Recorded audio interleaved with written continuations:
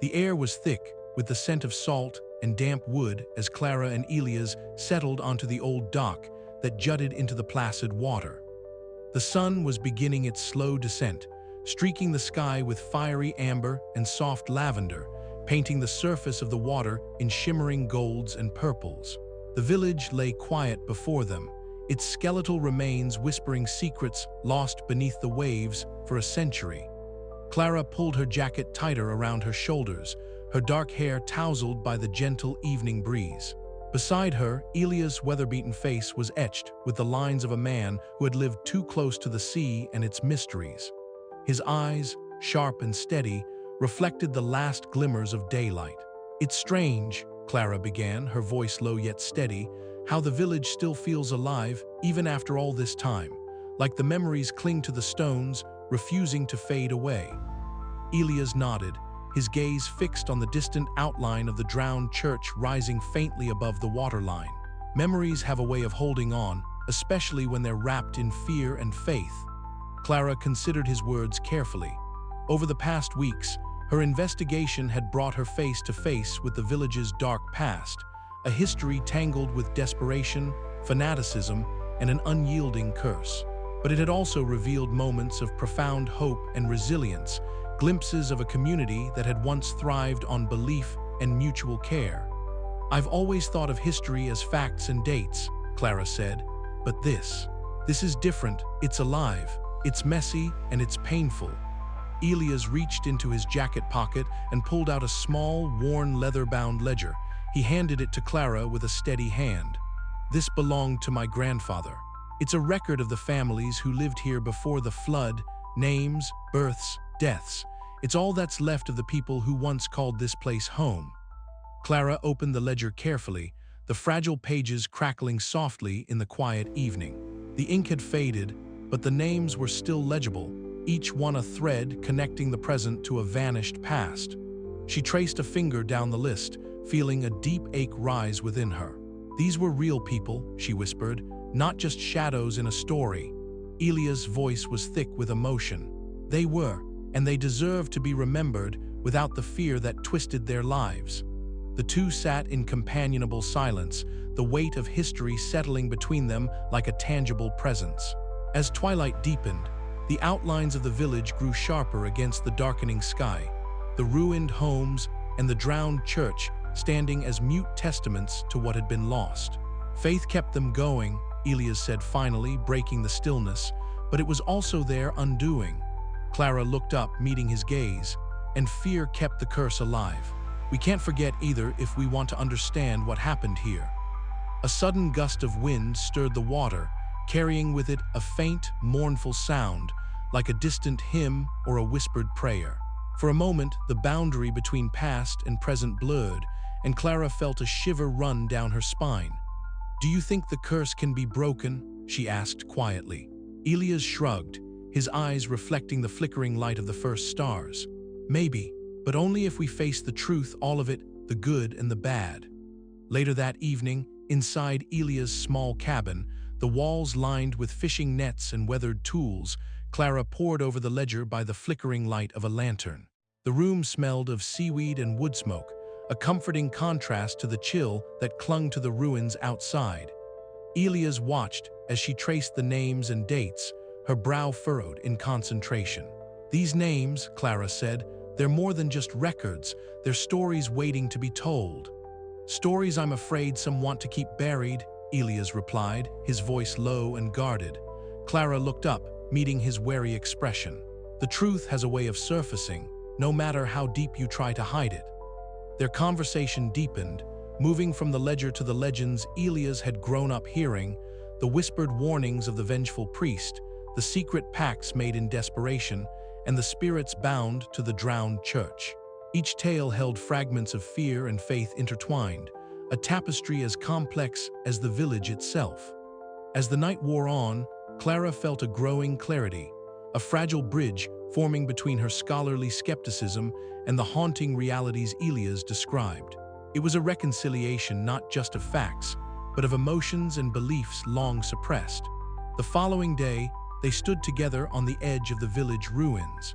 Storm clouds gathered overhead, casting a gray pall over the skeletal remains of wooden houses and crumbling stone walls. The wind whipped around them, carrying the distant cries of gulls and the restless murmurs of the sea. "This place," Elias said, "it's a reminder of what faith can build and what fear can destroy." Clara nodded, feeling the chill of the wind seep into her bones. "We owe it to those who lived and died here to remember honestly, not just the darkness, but the light too." There was a long pause as the weight of their words settled. Then, with a steady breath, Clara reached into her bag and pulled out her journal.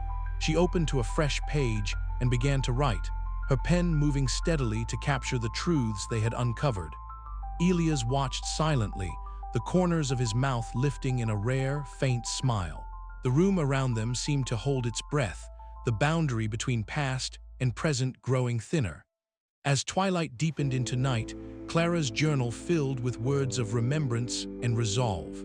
The village's legacy was no longer just a curse or a ghost story. It was a testament to the enduring power of memory, faith, and the courage to face the unknown. But beneath the surface, the waters remained restless, whispering of cycles yet unbroken and shadows still lurking beneath the waves. And Clara knew this was far from the end. The early morning light seeped through the broken stained glass windows of the sunken church, scattering shards of fractured color across the damp, warped floorboards. Clara Mallory sat cross-legged in the nave, her journal balanced on her knees, fingers trembling slightly as she turned the page. The air was thick with the scent of salt and old wood, mingled with a faint hint of incense, as if the church itself breathed the memories of prayers long whispered and drowned. For weeks, Clara had been caught in a relentless tide of dread and disbelief, the weight of the village's curse pressing down on her spirit with the force of the rising waters. But now something was shifting. A subtle warmth bloomed within her chest, gentle yet insistent, as if the very currents that had once threatened to consume her were now carrying a fragile but steadfast hope. Her breath slowed, and she closed her eyes, letting the quiet seep into her bones. The silence was broken only by the distant drip of water and the faint, almost imperceptible tolling of a bell, a sound that seemed both impossibly real and eerily distant. It was then that she felt a presence near her, a soft shimmer at the edge of her vision. Opening her eyes, Clara saw Sister Agnes standing beside her, the ghostly nun's form cloaked in a faded habit that seemed to ripple like water itself. The pale face was serene, eyes deep pools of calm that held secrets and sorrow in equal measure. "Forgiveness," Agnes whispered, her voice a melodic echo that stirred the stillness. "It is the key, Clara, not just for them, but for you. Faith is not the absence of doubt, but the courage to walk through it." Clara met the nun's gaze, the cryptic words weaving through her mind like threads of light in the murky depths. She wanted to ask more, to understand how to grasp that elusive courage, but the words hung in the air, a gentle invitation rather than an explanation. Sister Agnes smiled faintly and began to fade, leaving Clara alone once more, but not empty. The warmth lingered, a fragile ember glowing in the shadowed sanctuary. Later, outside the church, the sun had risen higher, casting a pale glow over the resurfaced village. Clara found Elias Harrow standing on the water's edge, his weather-beaten face etched with lines of worry and resolve. Near him stood Father Nolan, the local priest whose skepticism had often clashed with Clara's growing belief in the supernatural. The two men's voices rose and fell in a measured debate, a clash of pragmatism and faith that mirrored the turmoil within Clara's own heart. "Faith without evidence," Nolan argued, "can lead to folly. We must not be swayed by ghost stories and superstition." Elias countered with a quiet conviction, "Sometimes the truth is in what we cannot see. The village's legacy isn't just in records or reason, it's in the stories passed down, the warnings etched into the water's memory." Clara listened, absorbing their words with a new perspective. The tension between belief and doubt was not a battle to be won, but a delicate balance to be held.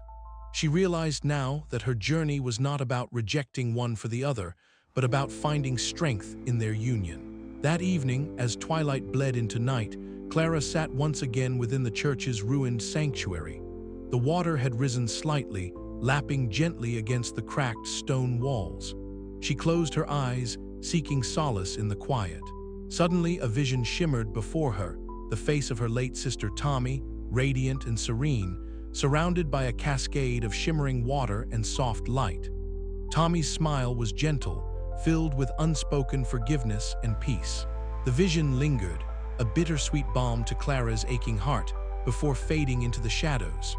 The church bell tolled faintly once more, a solemn reminder that the cycle was far from over, but that within Clara, a new resolve had taken root. She would face the darkness with a heart tempered by both fear and hope, ready to kindle the fragile flame of faith that might yet break the relentless curse. As the last echoes of the bell faded, Clara opened her eyes, the weight of uncertainty still present, but now tempered by a quiet strength. The waters outside stirred restlessly, but within her, the storm had calmed for now. And somewhere beneath the waves, the village waited. The dawn of a new understanding had arrived, fragile as a drop of water balanced on a leaf, yet powerful enough to begin turning the tide. The wind whispered low through the skeletal remains of the sunken village as Clara Mallory stood at the jagged edge where water met earth. The sun had dipped just below the horizon, casting a bruised purple glow across the restless sea.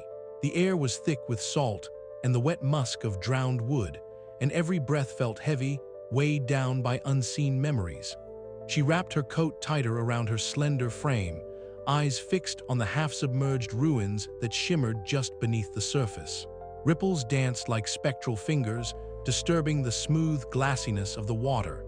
It had been weeks since the village had fully re-emerged, and the initial rush of discovery had given way to something far colder, an icy whisper that the past was not done with this place. Clara's journal lay open on a nearby rock, pages fluttering in the evening breeze, each entry a testament to the horrors and hope she had faced. Yet now, those words felt insufficient against the creeping dread that settled in her bones. She heard footsteps crunching the gravel behind her, and Elia's hero emerged from the shadows, his weather-beaten face drawn tight with worry. He pushed his cap back, eyes scanning the darkening horizon. "Clara," he said, voice low and rough like the sea itself. "There's things happening, things I've never seen before." She turned to him, searching his rugged features for the gravity she already felt swelling within herself. "What kind of things?" Elias hesitated, then spoke with a grim certainty. "Ghost lights flicker beneath the waves at night, blue and green, like the will-o'-the-wisps from the old stories. And the wind carries voices, mournful and sharp, like a choir of the drowned calling out." Clara's heart tightened. The curse was restless, stirring once more beneath the surface. "Do you think it's beginning again?" He nodded slowly, eyes reflecting the starlight. "The cycle never truly ends. It waits, patient as the tide, until it's ready to pull us under again." The words sank deep, mingling with the salt air and the ache in Clara's chest. She thought of Tommy, her sister lost to water's cold embrace, and the terrible price of forgotten sins. Later that night, back in the sanctuary of her tent, Clara settled beside the flickering lantern, her fingers tracing the faded ink of her journal. Shadows stretched long across the canvas walls, when suddenly, a chill slipped through the fabric like a phantom breath.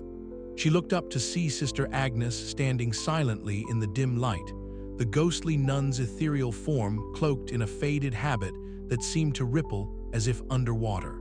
Her eyes held a soft but urgent glow. "Clara," the apparition whispered, voice like the rustle of dry leaves, "the sea remembers, and the sins beneath its depths are not buried but waiting. You must heed the warning, lest the darkness rise anew." Clara swallowed hard, her resolve faltering beneath the weight of the message. "What must I do? How can I stop it?" Sister Agnes's gaze held a riddle, her lips parting to speak, but only silence followed. Then, as quietly as she had appeared, she faded into the shadows, leaving behind a haunting sense of urgency. Outside, a sudden gust stirred the tent, scattering pages like falling leaves. Clara scrambled to gather them, but as her hand brushed a loose sheet, the water beyond the tent briefly glowed, a soft, eerie blue, as if the ocean itself was sending a silent signal. Her breath caught. The curse's shadow still lingered, its reach long and unyielding. Clara knew that the battle was far from over. The warnings from the deep were clear. The cycle might pause, but it never truly broke. And she would need every ounce of courage, faith, and sacrifice to face the darkness when it returned. As dawn crept on the horizon, Clara stared once more at the water's restless surface, the chill of the night still clinging to her skin, and whispered a vow to the lost souls beneath. She would be ready, but even as hope flickered in her heart, the unseen currents whispered still, carrying the promise of storms yet to come. The sun had dipped below the horizon hours ago, and the village shoreline lay cloaked in the deepening shadows of twilight. Clara Mallory stood alone on the edge of the water, the chill evening breeze ruffling the hem of her worn jacket. The sky stretched out before her, a vast canvas of bruised purples and ashen grays, the last light of day fading into a muted promise of darkness.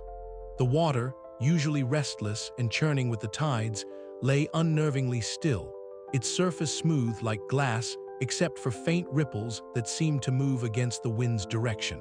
Clara's breath came out in quiet puffs, visible in the cooling air, as she watched those ripples with a sense of unease nestled deep beneath her calm exterior. For a long moment, she simply stood, arms wrapped tight around herself, listening to the soft lap of the waves on the shore and the distant cry of a solitary gull. The village, with its skeletal remains of houses, and the drowned church barely visible beneath the waterline, seemed suspended in a fragile truce between past and present. It was a momentary peace, a fragile pause that felt more like the quiet before a storm than a true calm.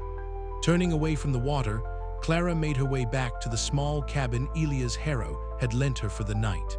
The interior was modest but welcoming. A fire smoldered low in the hearth, casting flickering shadows across the rough-hewn wooden walls.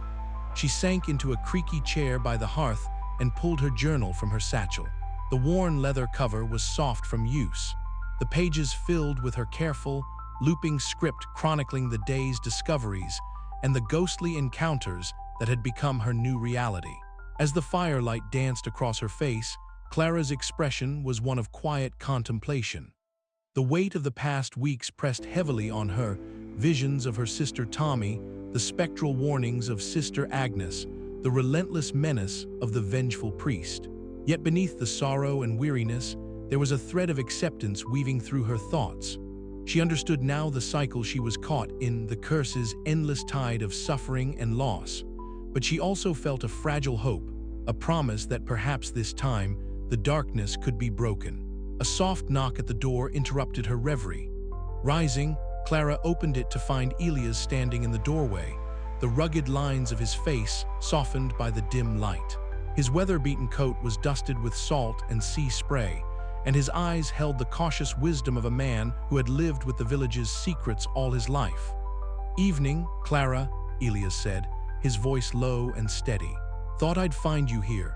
She stepped aside to let him in, offering a faint smile. "I was just writing." He nodded, settling into the chair opposite her, the firelight casting warm hues over his sturdy frame. "These old stories," Elias began, "they're heavy with truth and pain, but they're not just warnings, they're lessons." Clara listened as he spoke of the village's history, the desperation that had led to the Dark Pact, and the cost borne by those trapped beneath the waves.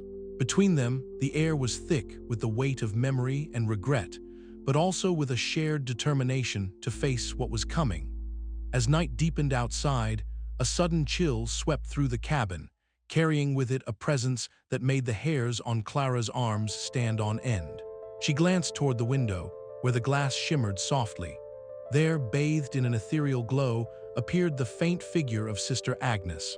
Her form was translucent yet vivid, the faded habit she wore fluttering gently as if caught in a breeze that did not touch the earth. The ghostly nun's eyes met Clara's, conveying a silent message of both warning and hope.